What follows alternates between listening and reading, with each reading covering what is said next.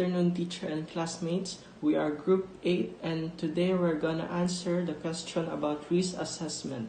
So first question, why is it important to conduct a risk assessment prior to implementing mitigation controls?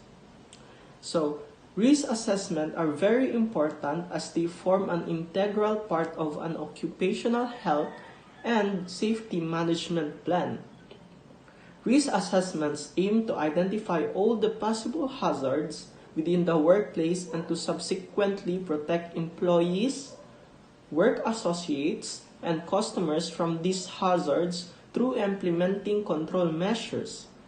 So guys, ang aim ng or goal ng risk assessment is to first identify the hazard para magkaroon ng action. And an example of that is the COVID virus. The hazard of it is it is highly contagious, easily spread to people, and what hazard means is the danger of it, guys. Kung ano ang risk doon. So to lower the risk of that virus, we need to wear a mask, a face shield, and maintain a physical distancing in order to lower that risk.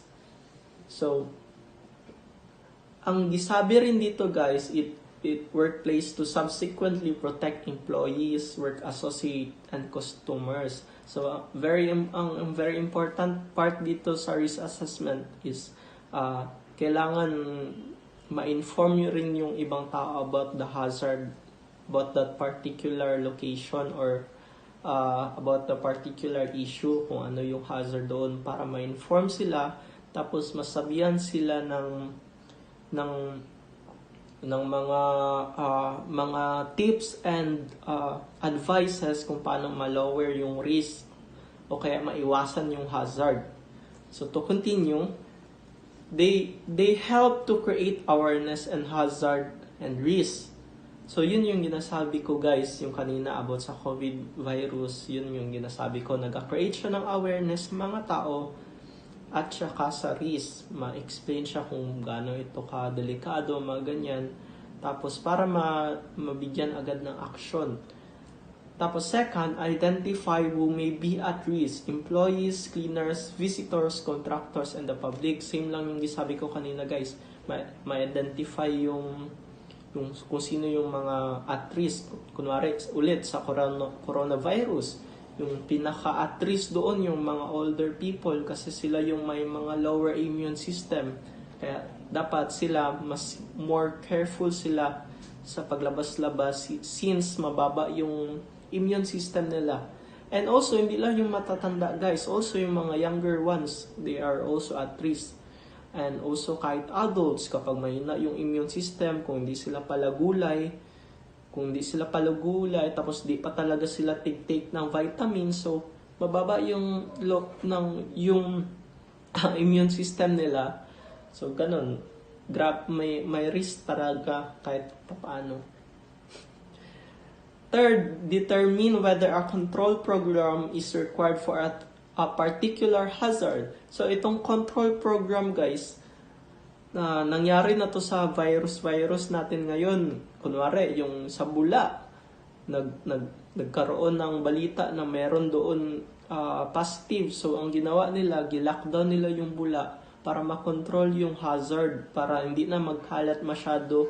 Tapos, mabantayan nila ang mga tao doon habang ginatreat yung nag-positive sa virus. So next, fourth, determine whether a control measures are adequate or if more should be done. So adequate means if it's effective or effective. Yun, guys, kung if effective, kung tama ba yung pagkaalala ko sa meaning ng adequate. So kung effective man siya, edi i-maintain. Pero kunwari, kung hindi siya adequate masyado, hindi masyado siya effective, kunwari may mga butas, so magkaroon ng mga adjustment para mas maging safe yung mga tao sa particular hazard. So fifth, prevent injuries or illnesses. So, illnesses, nag-connect siya sa COVID virus ngayon guys. Illnesses, nag-prevent since na-inform yung mga tao, nasabihan yung mga tao kung ano ang mga dapat gawin, yung mga dapat iwasan. So, makaprevent rin siya kahit papano ng illnesses. So, grabe ang tulong ng risk assessment guys.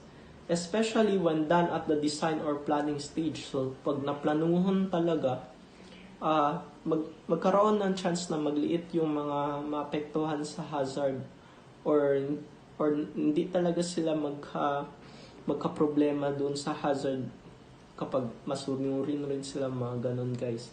So 6, prioritize hazards and control measures. So yun guys, yung ginasabi ko kanina, same lang pa rin yun. And lastly, meet legal requirements where applicable.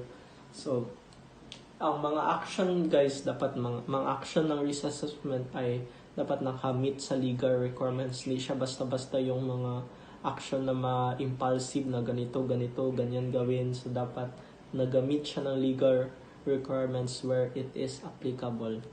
So thank you. Next question is, what outcomes would you expect when mitigation is based on thorough risk assessment? The outcomes would we expect when mitigation is based on thorough risk assessment is there is no possible problems will occur because it is easier to make plans to reduce or eliminate the impact or probability of a risk event.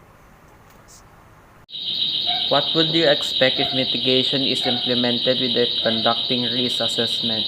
Mitigation without conducting risk assessment would likely lead to problems such as there will be no ways on how to eliminate hazard or reduce risk when the hazard cannot be eliminated. So for the fourth and last question is to give at least 2 examples of tools which you can use to conduct a risk assessment. First of all, risk assessment is an assessment which is done on the basis of the probability of occurrence of risk in the future. This probability can be obtained by various methods.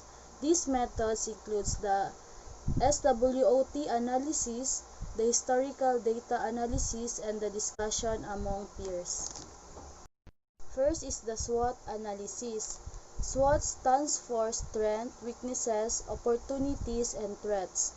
SWOT analysis is a tool which identifies risk. So why do we need to use SWOT? We need to use SWOT because it can help one to explore new solutions to a problem. SWOT also identify barriers that will limit the goals and objectives. Lastly is the discussion among peers. Brainstorming process includes assessing the risk that could impact the project. Brainstorming with anyone who might have insight can provide insight to issues that might occur. So that are some of the tools that can be used to conduct a risk assessment.